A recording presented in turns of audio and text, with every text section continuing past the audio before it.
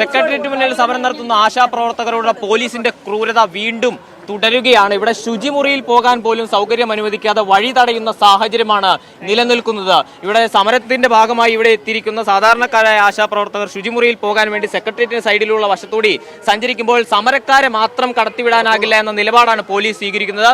മറ്റെല്ലാവരും കടന്നു പോകുന്ന വഴിയിലൂടെ സമരക്കാരായ സ്ത്രീകൾക്ക് പോലും കടന്നു പോകാൻ കഴിയില്ലെന്നാണ് പറയുന്നത്. എന്താണ് ചേച്ചി, എന്താ സംഭവം? ബാത്റൂമിൽ പോകാനായിട്ട് ഇതിലേ കഴിഞ്ഞ് വന്നപ്പോൾ സാധാരണ വരുമ്പോൾ ഇതിലേ കഴിഞ്ഞാണ് പോയി അവിടെ ഒരു ബാത്റൂമിൽ പോവാറുണ്ട്. ഇവിടെ വന്നപ്പോൾ അങ്ങോട്ട് പോയപ്പോൾ ആരാണ് സമരത്തിന് വന്നതാണോ എന്ന് ചോദിച്ചു. സമരത്തിന് വന്നാണെങ്കിൽ അങ്ങോട്ട് വിടത്തില്ല എന്ന് പറഞ്ഞു. നിങ്ങൾ സാധാരണ ഇവിടെയാണ്? സാധാരണ ഞങ്ങൾ ഇടയ്ക്കിടയ്ക്ക് ഇവിടെ വരാറുണ്ട്, സമരത്തിൽ പങ്കെടുക്കാൻ വരാറുണ്ട്. അപ്പോൾ അവിടെ പോയി അവിടെ ബാത്റൂമിൽ പോവാറുണ്ട്. അതുകൊണ്ടാണ് ഇപ്പം ഇങ്ങോട്ട് വന്നത്. അപ്പൊ ഇപ്പോ ഇതുവഴി വന്ന പോലീസ് പറയുന്നത് എന്താണ്?